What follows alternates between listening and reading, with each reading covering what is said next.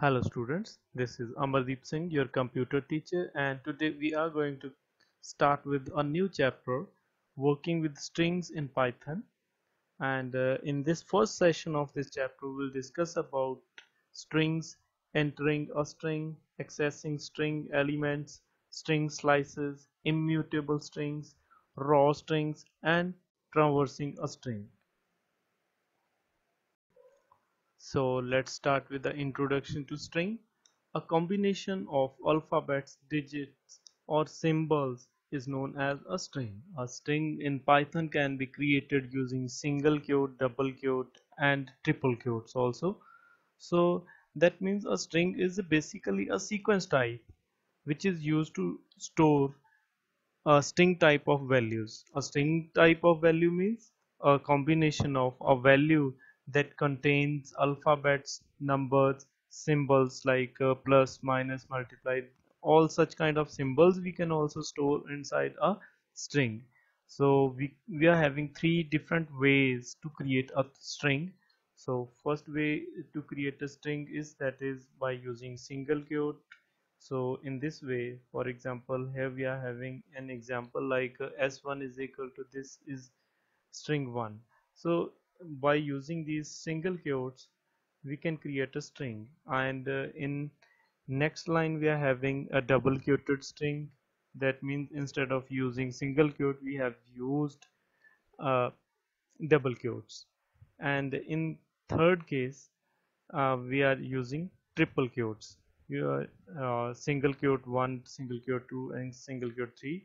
So that means there is not any difference between creating a string using single or double quotes, but we are having some difference while creating a string using triple quotes. So if you will create a string with the triple quotes, then you can divide, you can write that string into multiple lines. For example, in this statement we are uh, we are creating a string in multiple lines. For example, we have start string from here by specifying triple quotes, and this is string, uh, and in next line we have specified the rest next part of that string, that is 3. So after that we have closed triple quotes. So in this way, by using triple quotes we can create a multi-line string, but by using single or double quotes we will be able to create a single line string only. Next, we will discuss about how to input a string from user. So, if you don't want to assign a direct value to a string type of variable, then you want to assign value by getting that value from user. Then we are having input function. In the same way, we can use input function. So, as we know that input function always return a string. So if you want to create a number, then you have to create that numeric value into integer by using int function. But presently here we are getting a string from user.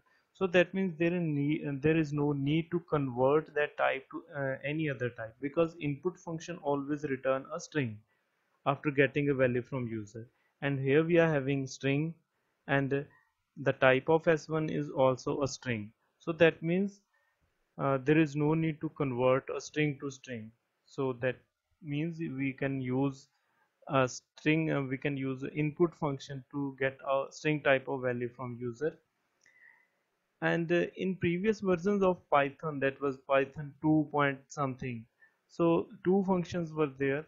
One is input, and one was raw input. Raw input function was used in a previous version of Python, but presently we are using uh, Python 3. So in Python 3 we are having only one function to get input from user, that is input function. So let's demonstrate how to input a string from user. So let's suppose I want to get in name from user as input. So I'll declare a variable n is equal to input, enter your name, then then I'll print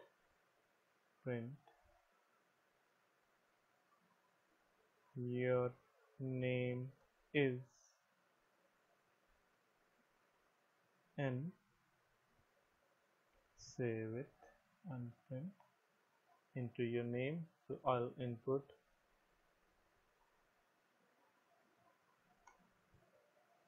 So in this way you can get a string from user. You can input a string from user, and there is no need to convert that input function to any other type. As we know that the string is a sequence type in Python. Sequence type means it's a collection type that contains multiple elements.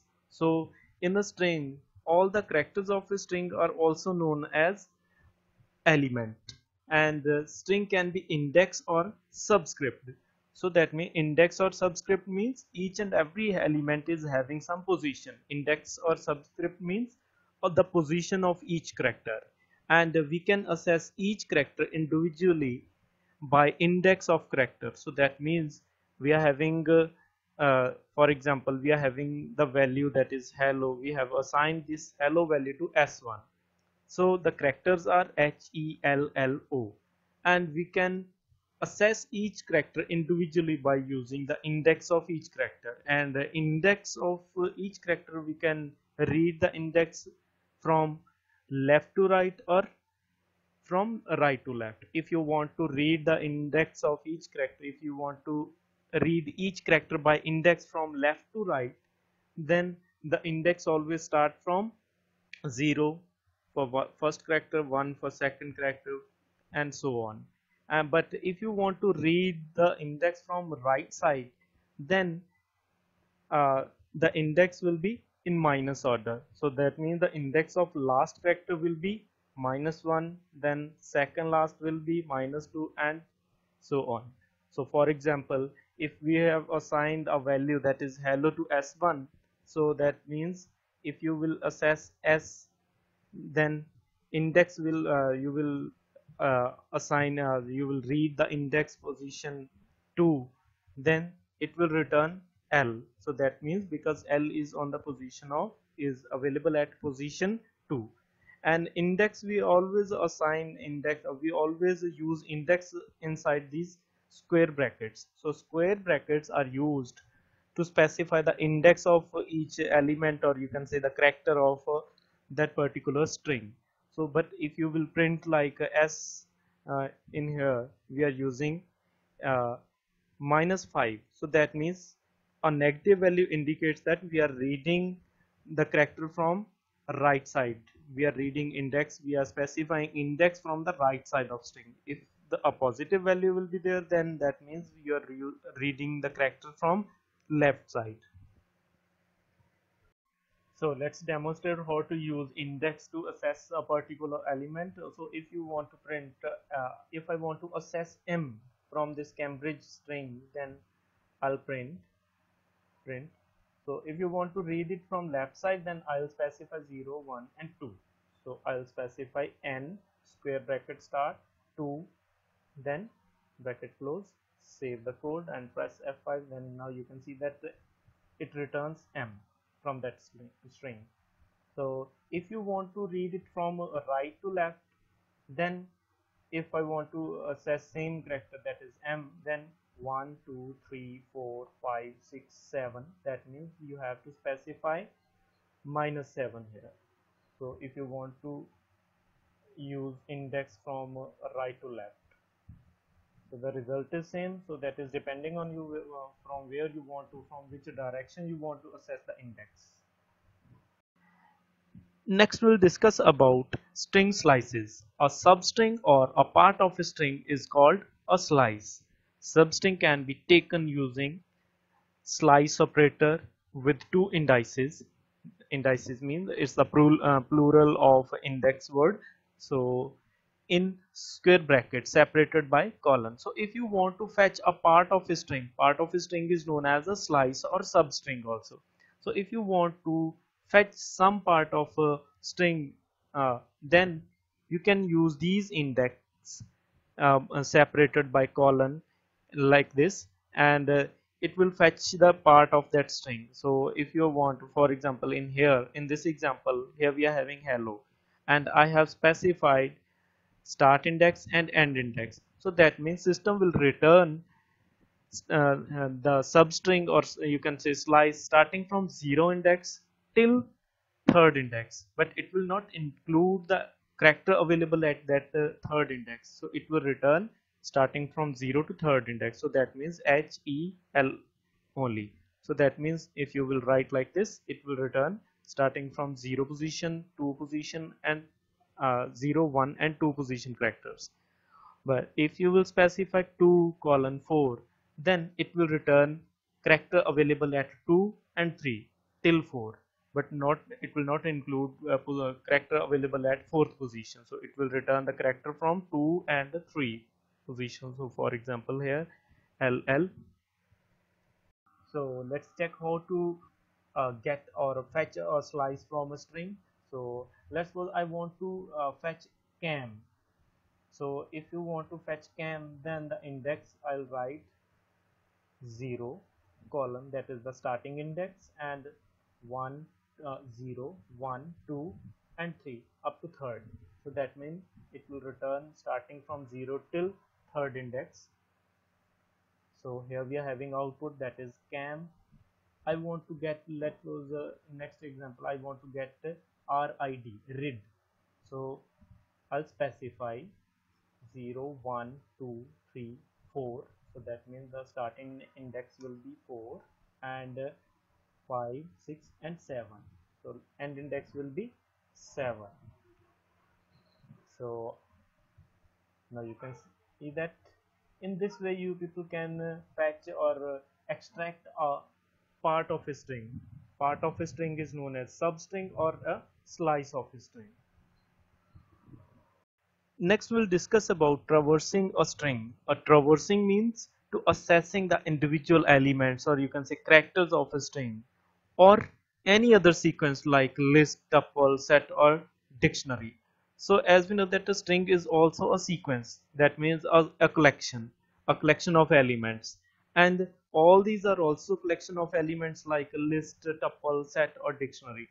So when you are working with a collection or a sequence, then there may be some situation when you will need to fetch all the elements of that particular sequence. So by using for loop you can traverse, or you can say that you can fetch all the elements of a sequence. So if you want to fetch all the elements of a sequence, then we can use for loop with this syntax: for, then variable, in is a keyword as we know that, and after that, instead of using that particular range function, we have to specify name of the sequence here.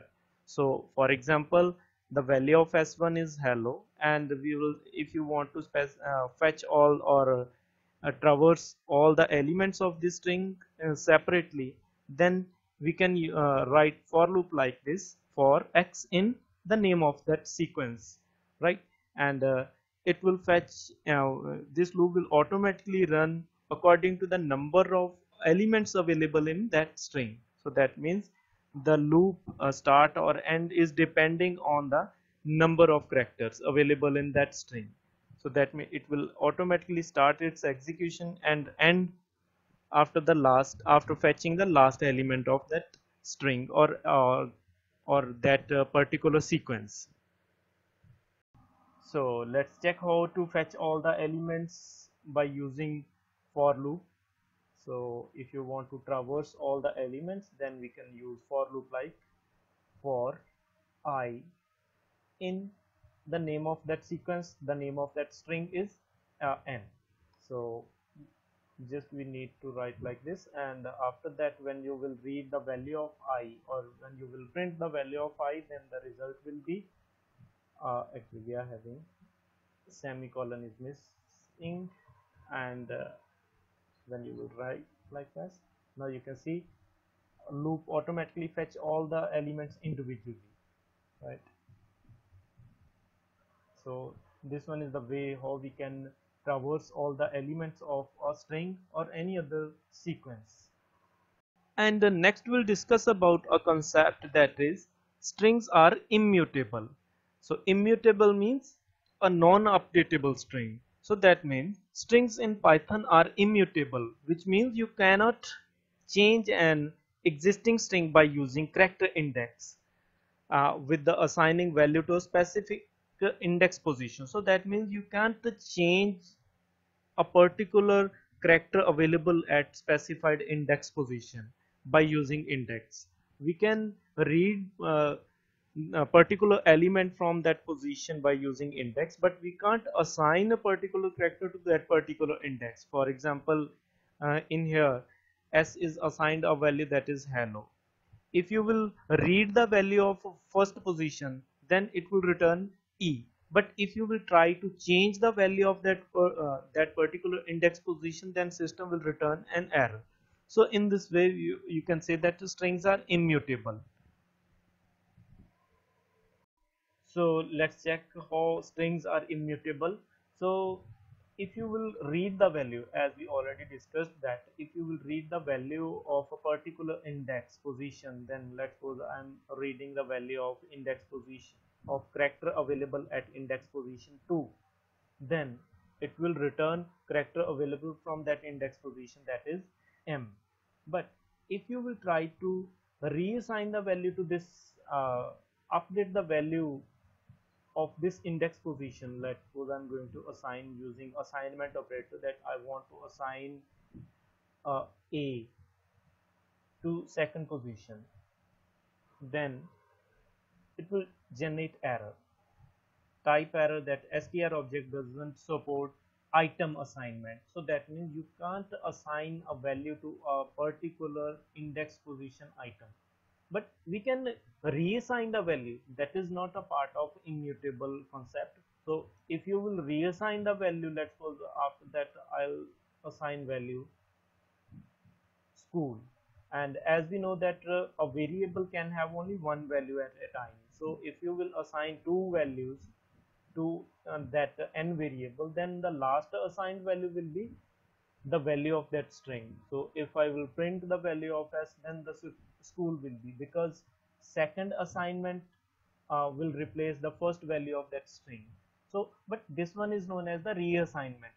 We are not updating a particular character from that string. So in this way you can say that strings are immutable, because we can't update a character available at a specified index position. Next we'll discuss about raw strings. So before discussion of raw string, then we have to discuss the purpose of using a raw string. A raw string is a mechanism to print string that contains escape characters. So first we'll discuss about escape characters briefly. So if let's suppose I want to print some escape character, as we know that escape characters are also known as backslash character, and they are having some special meaning when you will use that escape character inside a string. So let's suppose I'm using uh, escape character slash n, uh, moves the control to next line. So in this statement I want to print this statement. Actually the value of n variable is escape character slash n moves the control to next line. But as we know that when you will use an escape character or escape sequence inside a string, then instead of printing this character, system will interpret this character. That means system will move the rest of the part, this part, to next line. So let's try to print this line. So now you can see that escape character, then system move the line, shift the rest of the part of that string to next line. So in this way, but I want to print here escape character slash n moves the character to next line. So that means if you want to print it like that, then you can, we are having a mechanism. If you want to print some escape character, then you have to specify double slash in front of that escape character. So when you will print like this, then the result is escape character slash and moves the control to next line. So this one is a one way to print escape characters, but another way to print an escape character is are raw strings. So raw string is a string that contains that is prefixed with a special character, that is R, that may be lowercase or uppercase. So in this way you can create a string that is prefixed with R character. So for example, if you will declare like this, s1 equal to R, then that string that contains some escape character. So then when you will place R, capital or lowercase r, in front of a string, then that kind of string is known as raw string. And when you will declare a raw string, then there is no need to include extra backslash in to print some kind of escape character. So I'll remove this escape character. Now check the output presently is, it moves the uh, rest of the part of string to next line. So I'll declare this line, I'll assign this value to n as a raw string. So that means I'll specify R, that may be lower or upper. When you will declare before these double quotes, you have to place this R. So this R indicates that this one is a raw string, and if any escape character is available inside this line, inside this string, then that escape character will not be interpreted by Python. It will be printed by the Python only. So I'll save it and print it. Now you can see that escape character slash and moves the control to next line. So that means in this way there is no need to use two slashes to print some kind of escape character. We can declare that character as a raw string. So that is all about this presentation.